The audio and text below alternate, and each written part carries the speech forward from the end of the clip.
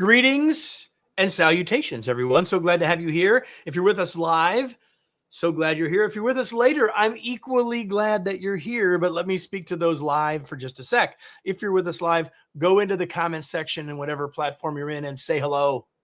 Tell us where you're located. That's pretty simple to do. It would be helpful to us and interesting to us, and I might even share where you're located. So do that if you would. And beyond that, I want you to get the most you can possibly get from this conversation. And here's what I know that will help you do that. And that is to engage with us. Like if you were joining my guests and I around an actual table rather than a virtual one, if you had a question, a comment, or an idea, you would share it, offer it, ask it, right? So why not do that even though you're virtual? Because the same spot where you can tell us where you're located is the same spot that you can share that question, share that idea, share that comment. I hope you'll do that, because when you do, it'll make a better conversation and eventually a better podcast. Yeah, you can see up over my shoulder. This will eventually be an episode of the Remarkable Leadership Podcast, but it won't come out on the podcast until April. So if you're here watching this, you're ahead of the game. And I'm so glad that you are. But given that, I need to move us into what will be eventually the podcast itself. So Marissa, this is for you in 3, 2, 1. The title of this episode, The Voice-Driven Leader, might not be perfectly clear, but let me be perfectly clear that you will want to listen to and take action on this episode. Because you are listening, I know you take your role as a leader seriously, and you want your team to grow, develop, and succeed at higher levels. Being, as my guest Jeremie Kubicek says, a voice-driven leader can help you do exactly that. That's why you're here, and that's why we're here. Welcome to another episode of the Remarkable Leadership Podcast, where we are here helping you grow as a leader, both personally and professionally, to lead in a way that helps you make a bigger difference for your teams, organizations, and the world. If you are listening to this podcast, you could join us in the future live on your favorite social media platform. At least on some social media platforms. You can find out when live episodes are happening and get all the inside scoop about the Remarkable Leadership Podcast on either our Facebook or LinkedIn groups, just two of the platforms where these take place live streamed. You can find out how to join those groups by going to remarkablepodcast.com/Facebook or remarkablepodcast.com/LinkedIn. If you like what you're hearing today and want help in developing the leaders in your organization, let's talk. Reach out to us, info@kevinikenberry.com, and we'll schedule time to learn more about your needs and share how we might help. As I said a second ago, my guest today is Jeremie Kubicek, and he is, let me tell you about him first. He is a globally recognized speaker, author, and leadership expert dedicated to helping leaders multiply healthy influence and self-awareness. As the co-founder of Giant Worldwide, he equips leaders and organizations to build cultures of trust, peace, and performance through practical systems of people development. He's the author of Making Your Leadership Come Alive and the Peace Index, and the co-author of multiple books, the 100X Leader, 5 Voices, 5 Gears, The Communication Code, and now The Voice-Driven Leader, hence the title of this episode, everyone. And here's what you may not know about Jeremie is he's one of the very few people to be guests on this show 3 times. This is the 535th episode, and this is the 3rd time for Jeremie, and we'll make sure the other 2 are linked in the show notes. Jeremie, welcome. Glad you're here. Good to be with you again. Thank you for the invitation, opportunity. Always great to be with you. It's my pleasure as well. So let's start by thinking about and talking about what's the big idea of this book. Yeah, the big idea of the book is leadership is usually, most people go, yeah, I know how to lead. I've been a leader my whole life. And the trick and they're all wrong, by the way, about that. And the trick here is like, well, how's that working out for you? Meaning, what would it look like if you actually thought of the other person? So let me give you the big idea this way. I used to live in Russia. And when I lived in Moscow, I learned the Russian language. And because I learned the Russian language, I had more influence than my other partners who didn't speak the language. Because if I go, "Moi дружи, как жизнь, да? Ты понимаешь, Kevin? Yeah, do you speak Russian? Ты говоришь по-русски?" And if you did, you would connect with me because you'd go, "Oh, I get a smile on my face. We connect. You're speaking my language. You're not forcing me to speak your language." And the big idea on the voice-driven leader is if you can learn the language of another person and speak their language, you're going to have a better opportunity to develop them, lead them, and apprentice them than you would if you forced them to do it your way. I love that. I want to read something on page 5 in the book. I'm not going to ask you to tell me what did you say on page 5. I'm going to read it to you because it's a super important point. And well, let me just read it and then I'll make a comment and then hand it off to you. Developing people doesn't fail from lack of care. It fails when everything else crowds it out. Like, you make the point that most leaders really want to develop their people. Unfortunately, certainly many leaders aren't doing it or aren't doing it very well. So what is it from your perspective that crowds it out? What are the things that keep us from doing what we'd really like to do, which is develop our folks? I often say it's because people have to make the donuts. People are always making the donuts. You've got to do the work. So the work crowds it out. A report from your boss crowds it out. You're tired, that crowds it out. You have a needy employee. Yeah, I know. I just don't want to spend time with them because it's such a pain. And so the development process, it has to become a system. If it's not a system, it'll wear you out. And over time, we default to ease.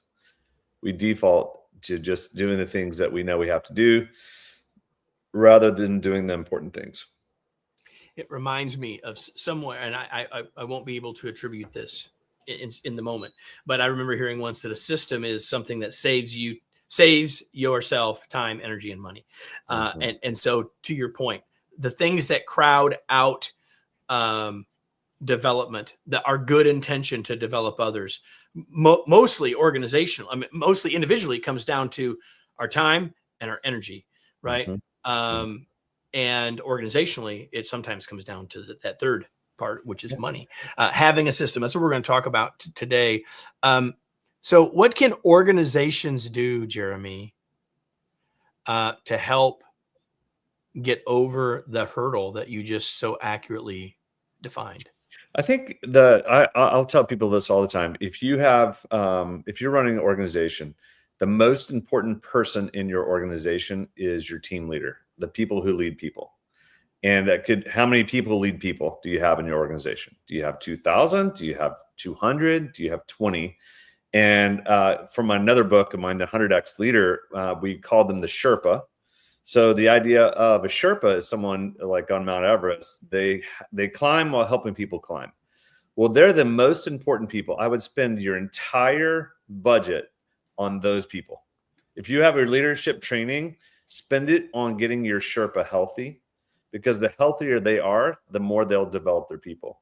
So then if you can train those people who lead people on how to apprentice people, they'll take care of everybody else on the mountain. You don't have to worry about everyone else. You just focus on your Sherpa, and you get your team leaders thinking correctly, understanding who's on their team, knowing how to develop people. And that's what this entire book is about. Thinking correctly. I mean, we frame that around mindset before skill set, before habit set. And what I like about this first part of our conversation, Jeremie, is that we've been talking not about mindset or skill set. We've been talking about habit set. Like, how do we actually go make happen what needs to happen? Now, we're going to talk today about some things that can increase the skill set too. But I think your point is that, like, it's not because people don't want to. Right. And I think that's really important to hear. And I think that's really important to hear if you're listening and you've got your organizational hat on here, is that we don't start framing our leaders as the problem employee that you just described a second ago. Like, they're not needy. Right. they have Mhm. needs. There's a big difference between those Mhm. two things, right? That's it. So you said in the book, and this is kind of, and it's not a really huge piece of the book, but it struck me as something I'd like us to talk about. You said that leaders tend to have one of three levels of commitment as it relates to development. So we can talk about them, but what do you mean by that? And let's frame that up. Maybe as you talk, people can be thinking about where they are. Yeah, I in mean, the real idea is that if you're going to truly lead and you're going to be a person that people want to follow, then you're going to be committed to the process. And the idea is, are you committed to being a Sherpa? Are you committed to going, hey, I have a mindset that I have to be healthy, I have to climb, and then I'm going to help other people climb as well. So there's a true commitment to leadership, right?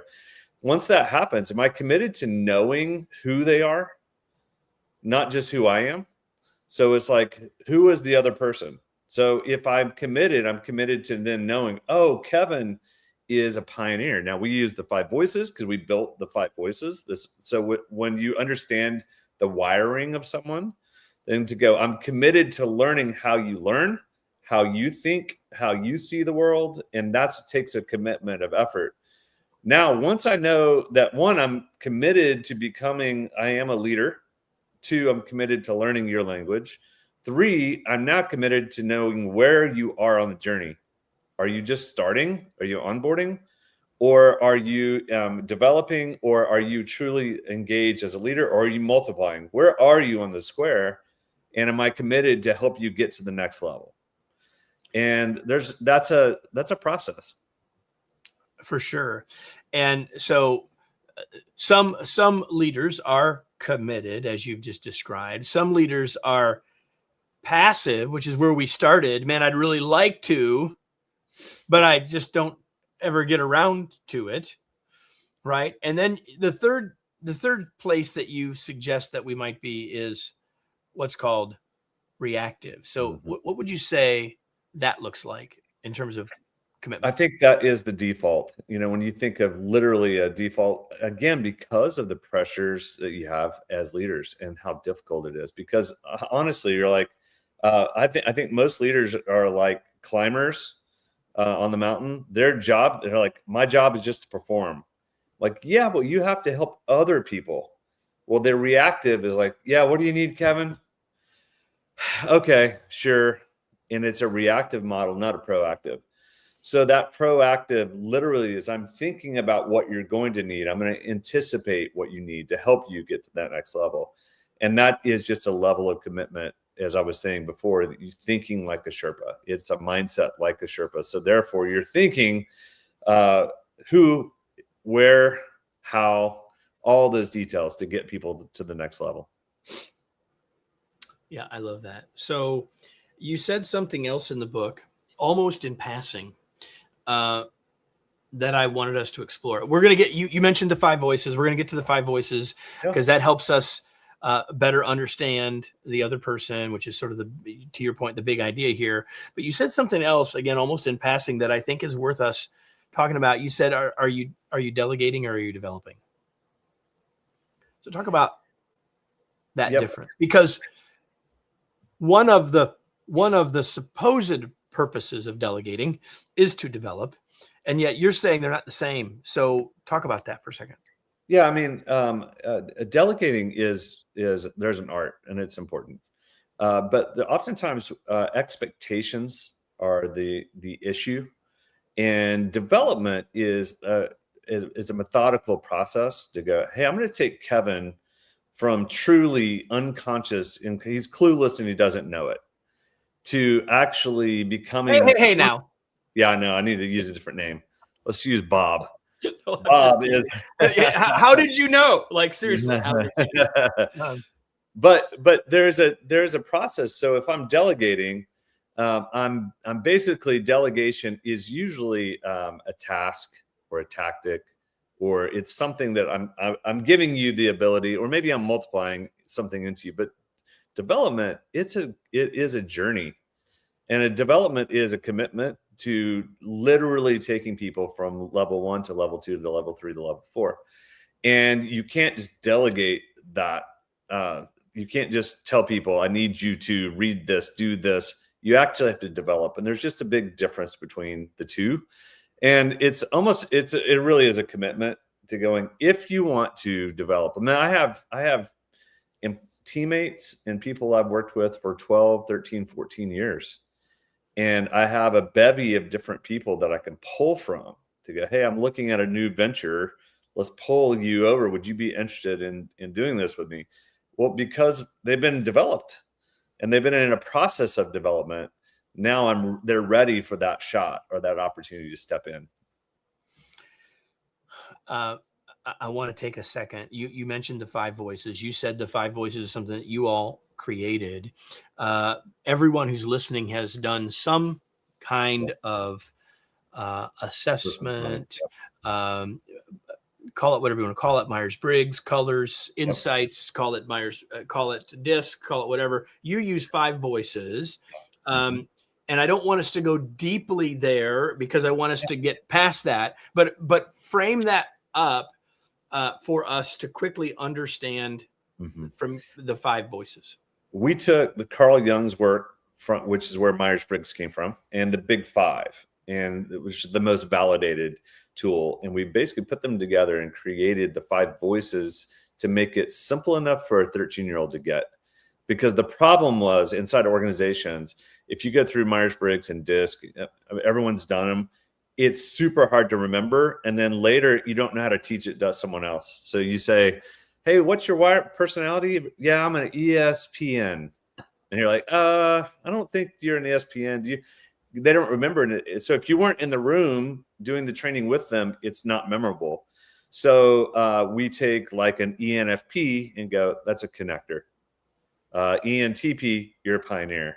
So you're not going to forget if you're a connector or a pioneer or a nurturer or a creative or a guardian. Those are your 5 big personality. And there's 16 variations of those 5. But if you know the first voice, it's so much easier to have a conversation. So what we've done is we basically made it to scale. That's why Google uses the 5 voices. We work with the U.S. Air Force. We work with lots of companies around the world because it scales so much easier than like if you're a 7 with a wing 8 or I'm a high D, high I. It's just not intuitive. So we were trying to make a language that's so intuitive and so easy. And now we've added 5 voices AI. So you can literally now hyper personalize everything. And so if I know who you are, and I can send, I'm going to do a performance review because Kevin's a pioneer. So if I know who you are and who I am, how do I write a performance review that fits Kevin? Well, now AI is now giving me language to speak to your language in nanoseconds. That's the future. And that's the beauty of hyper personalization. And then even more so in the 5 voices, 73% are present oriented and 27 are future oriented. So the nurturers are 43% and the guardians are 30%. Well, if you know that and you know who you're talking to, you're going to speak differently to them with more detail than you would a future oriented voice. So again, 5 voices or any of the other tools, we typically have used them. We have often used them to understand ourselves. You're taking a very different approach, which is one that we take as well, which is, and I need to use this to understand others. And how do I communicate more effectively with them based on how they're wired, et cetera, et cetera. In this book, I mean, there's all sorts of stuff we could talk about there. But in this book, you're framing those 5 voices around how we learn. So talk about that shift a little, because I think everything you just said before that sort of makes sense to people, whatever model they might know, if they know one. But you're saying here, hey, this is a little bit, there's something here about how we learn. And if we're going to be developing, coaching, helping others develop, then how they learn is a big part of that. So like, talk about that for a second. Yeah. So think of it like a journey, right? So let's say you are a pioneering leader, which means you don't have a lot of patience. You are very direct. We're going to win. And you don't have a lot of attention span to development. Development's hard for you. Okay. And you got a brand new employee who's a nurturer. They're the nemesis voice from each other. They're the complete opposites. And they make up 43% of the population. Well, the nurturer, when they join a team, they want to feel the love. They want to know the camaraderie. They want to know why we're doing what we're doing. They want to feel it, and they want to be like, they want to serve and they want to help. But they're going to need a lot of clarity, a lot of expectations, a lot of like holding their hand in the very beginning. Well, that pioneer is not going to do that very well. And the pioneers who are just listening were like, oh my word. Seriously, Jeremie? Really? That's it. And you know it too, because you're like, oh yeah, that's me. That's totally me. So versus if you're a pioneer and you have a connector, I'm a connector, and a connector, we're like bees. We pollinate. We've got ideas constantly. We've got people constantly. So we're wanting to connect ideas and people. And the connectors will fake it before they make it a lot more than other voices. So what will happen is they'll try to go too fast. And you'll say, all right, Jeremie, here's what we need from you. We're going to do, yeah, I got it. We're good. Let's go. Hey, by the way, I've got an idea. Hey, by the way, I've got a person. And all of a sudden, you're going to freak people out a little bit.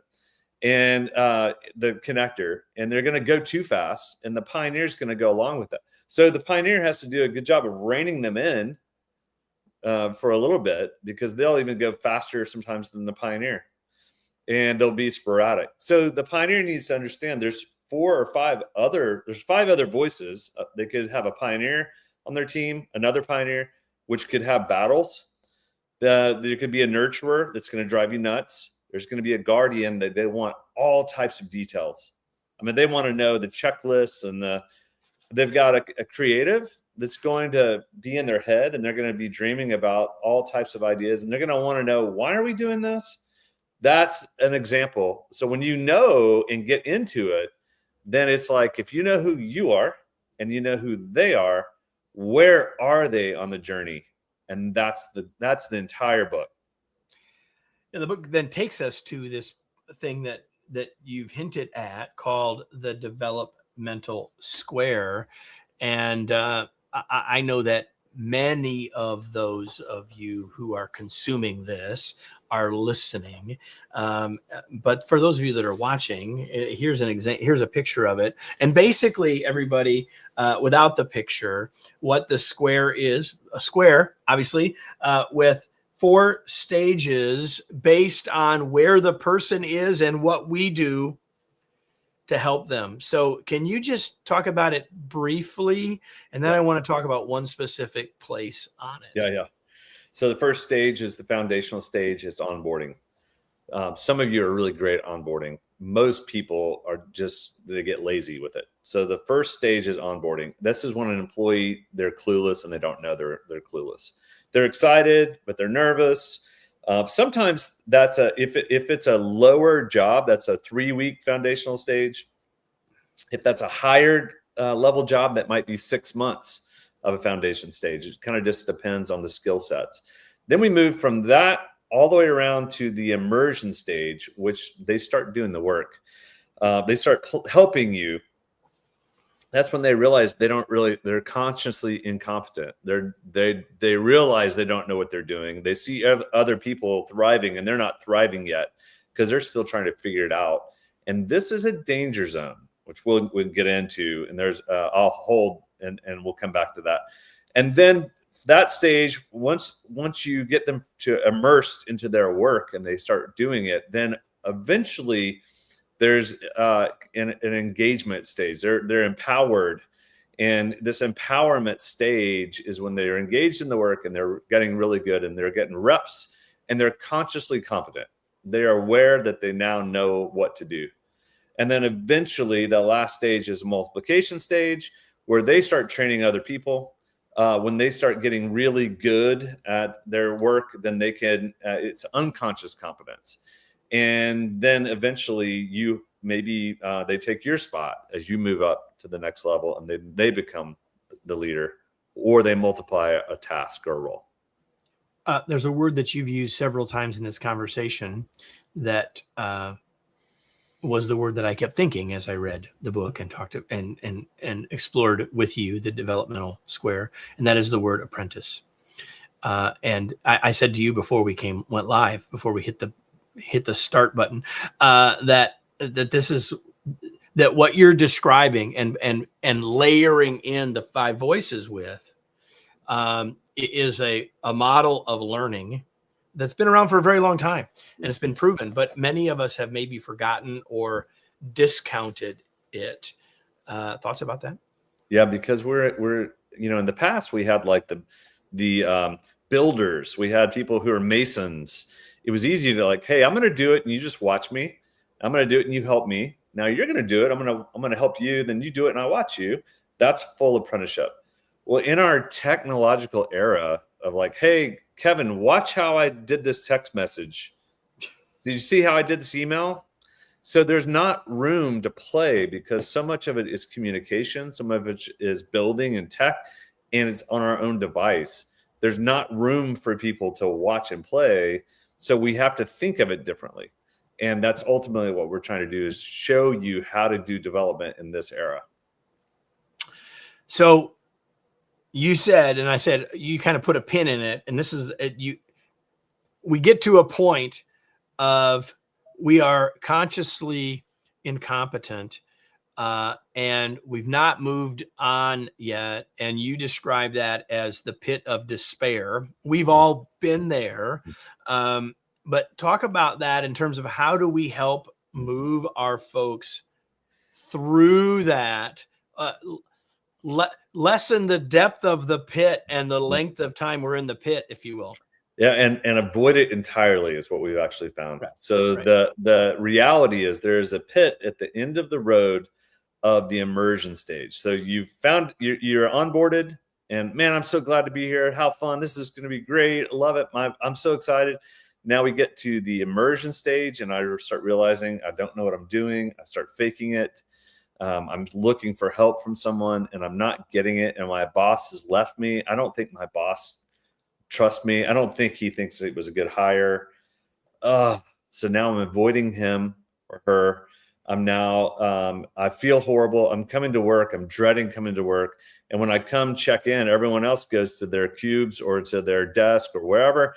And I go downstairs and check into the pit of despair with 2 or 3 other people that are down there too. Not literally, but figuratively. And I'm down there. I'm like, hey, how long you been down here? Yeah. Who pushed you in? Yeah, Bob. He's a jerk, man. That guy. And then when I see Bob, I'm like, hey, Bob, how you doing? I fake it. And so everything is faking, but everyone else above ground, they're all working around me because I'm at that level of consciously incompetent. And that is a feeling, that is an area. And so what happens then, if you get stuck down there, we've been doing this for 15 years. We couldn't think of one person that we knew in the pit of despair that actually ever made it to be a thriving employee. They either eventually left the company or they were let go. Because when you're in the pit, you become so insecure, so jaded, you got to start over. You got to go back to the foundation stage and learn it again. And then you're embarrassed. And then you've lost trust in your boss, and they've lost trust in you and everyone who works around you. So your influence is just shot. So the key here is, the reality is every employee will have some sort of conscious incompetent moment. Yep. Your job as a leader is to give them enough vision, to give them enough to really be with them and give them specific encouragement, and then give them informal and formal time and tell them, hey, Bob, you're about to jump in the pit of despair. I've seen it 1,000 times. Let's just stop. Let's go. Let's get a lunch. What's going on? Where are you at? Where do you need help? How can I help you? You're doing a great job here. You've done that really well. You're really close. Let's go back and figure. And then it gives them the confidence to get past that pit into conscious competence. To jump it, build a bridge over it, whatever. Because I wrote about this the other day, Jeremy, about the fact that we all, as humans, tend to overreact to what's right in front of us, right?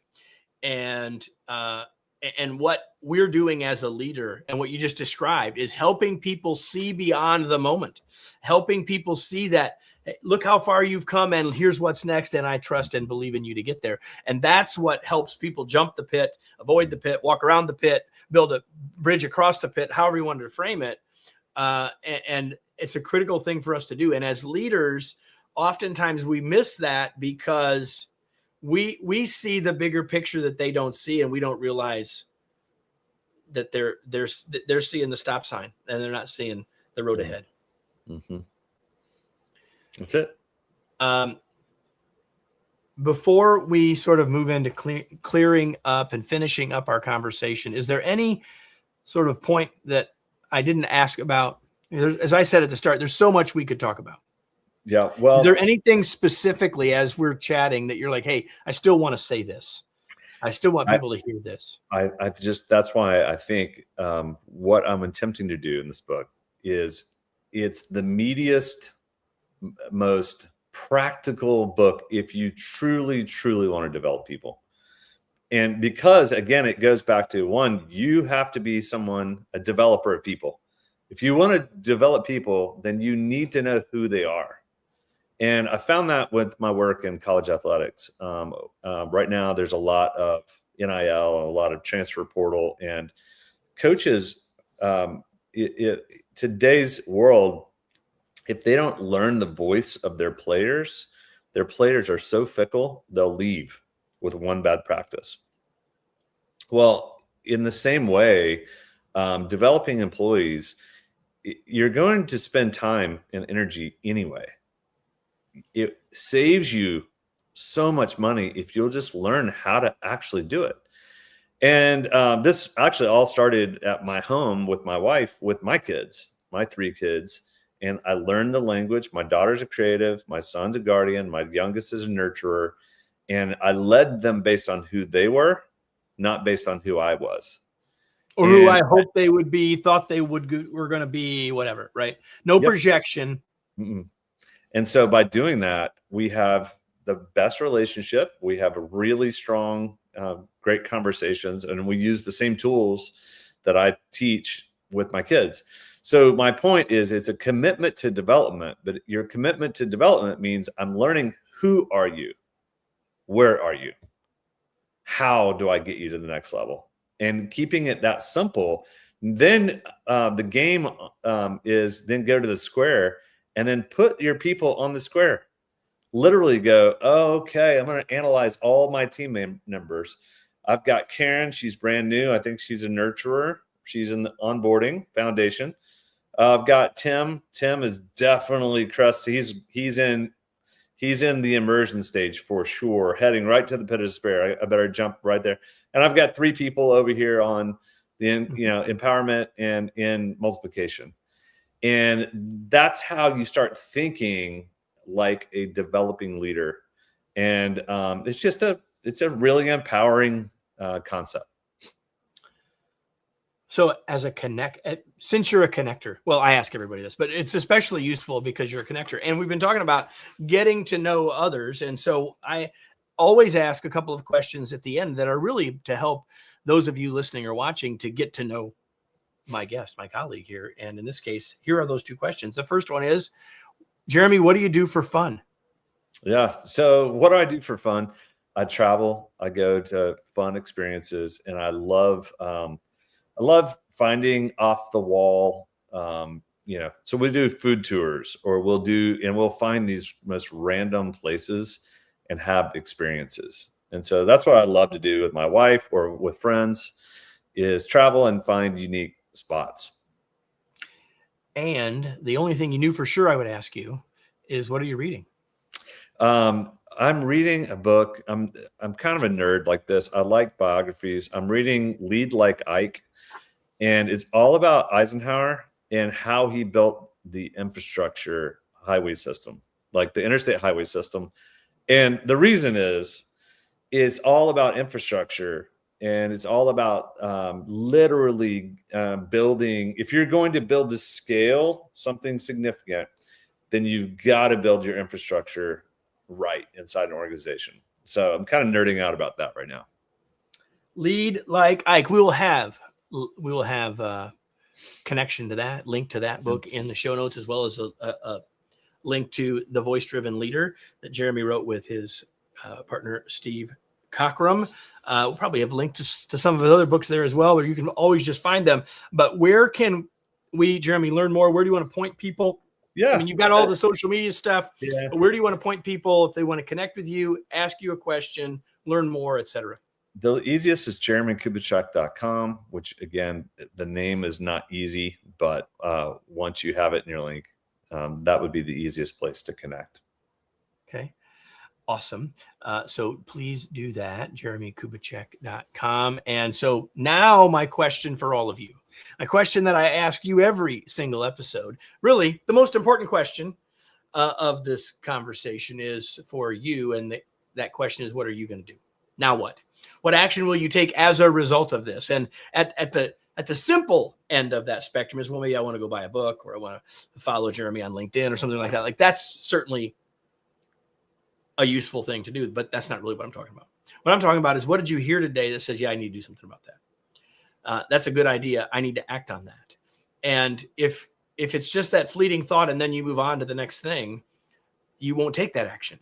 So what are the things that you heard today that you want to do that would make a difference for you and for your team that you will act on? Because when you do that, then what you've just done is invested your time with a significant chance for return.